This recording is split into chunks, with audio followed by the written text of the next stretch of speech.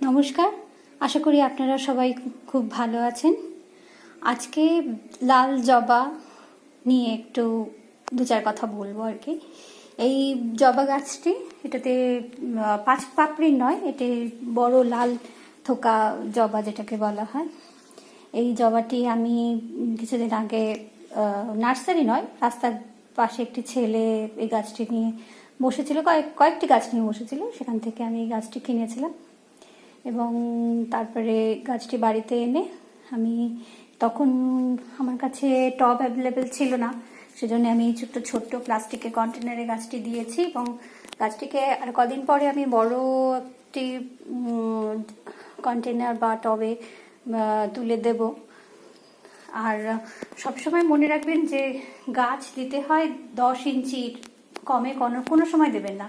10 ইঞ্চি নিচে কোনো কন্টেইনার বা টব ব্যবহার করবেন না গাছের ক্ষেত্রে।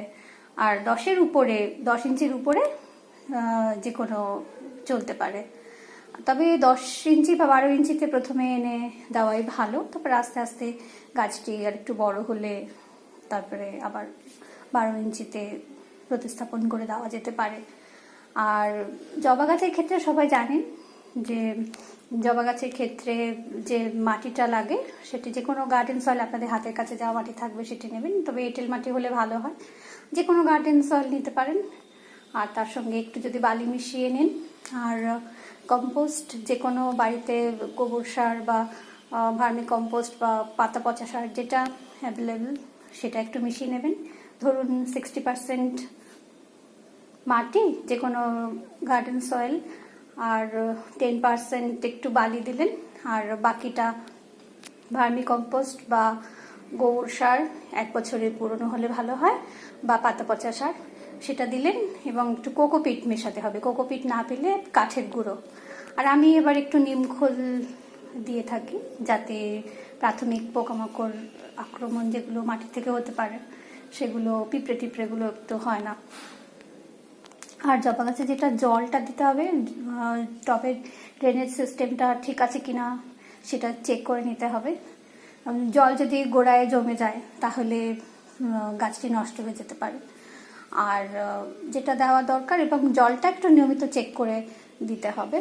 আর রোদ, জবা ফুল খুব প্রখর সানলাইট পছন্দ করে, আবার গরমকালে একটু ছায়া 5-6 ঘন্টা সানলাইট পেলেও তারপরে একটু হালকা শেডে নিয়ে গেলেন। আর যেটা জবা গাছে যেটা হয়, মিলিবাগ পোকার আক্রমণ হয়।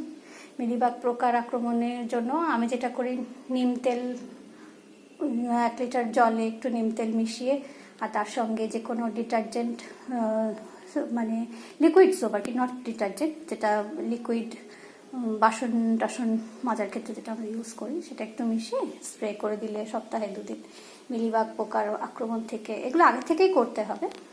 বা পোকার আক্রমণ হলো তারপর না করলেও চলবে, আগে থেকে যদি আপনি প্রিকশন নেন তাহলে আর এগুলি ছোটোখাটো পিঁপড়ে, তারপর মিলিবাগ এগুলি হবে না। জবা গাছে যেটা হয়, সাদা মিলিবাগ পোকার আক্রমণই বেশি হয়। আর আরেকটি কথা যেটা হচ্ছে, জবা গাছ খুব পটাশ পছন্দ করে, তো আপনি অর্গ্যানিক জিনিস ব্যবহার করতেই আমি বলবো, কারণ আমি নিজে তাই করে থাকি। কলার খোসা রোদে শুকিয়ে সেটা গুঁড়ো করে সেটা দিতে পারেন জবা গাছে 15 দিন অন্তর অন্তর 1 চামচ করে। আর খোল ভেজানো জল 7 দিন খোল পচিয়ে রেখে সেই জলটা দিলেন হালকা করে, একটু 1 কাপ মতো বা 1 মগ মতো একটু জলটা দিয়ে দিলেন, তাহলেও সেটাও চলতে পারে। সেটাও দিন 15 অন্তর অন্তর করলেই চলবে। আর আজকের মতো এটুকুই। আপনারা সবাই গাছ ভালোবাসুন, গাছ লাগান, পরিবেশ বাঁচান। আমার তরফ থেকে এটুকুই আমি বলতে পারি। আবার দেখা হবে অন্য কোনো দিন, আরও অন্য কোনো একটি ভিডিও নিয়ে। ততদিন আপনারা ভালো থাকুন। নমস্কার।